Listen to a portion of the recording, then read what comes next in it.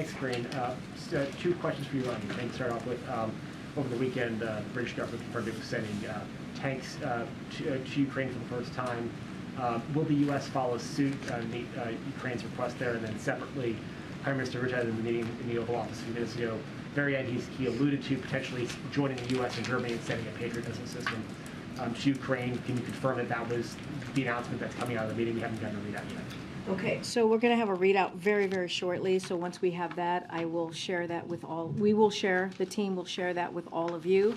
As far as Patriot missiles, I can say they discussed that, the war in Ukraine and the importance of all the ongoing security assistance. But I would refer to Dutch for any specifics about their own plans as it relates to that specifically. As it relates to the conversation on, I'm sorry, I forgot the first question.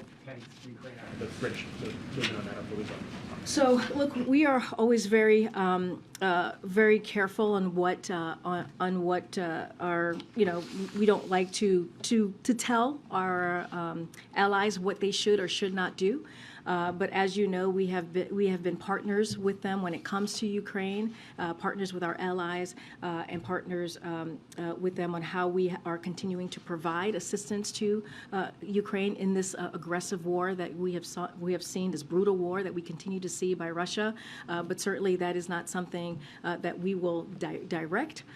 We will continue to focus. We have been the country that has provided the most assistance, as you all know, when it comes to security assistance, when it comes to humanitarian aid, and we are in constant conversations with Ukraine on what their needs are, and so we're going to continue to do that alongside our partners and also our allies. This is now an area where the UK is going to be ahead of the US sending Western tanks to Ukraine, because they're going ahead with sending more than a dozen of them in the coming weeks and months.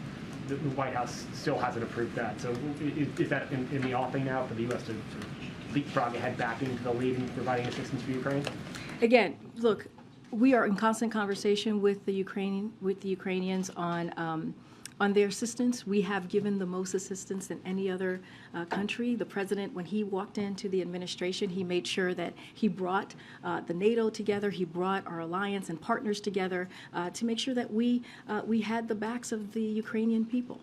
And so that is something that we're going to continue to do. Certainly, I'm not going to get ahead of any announcements from here.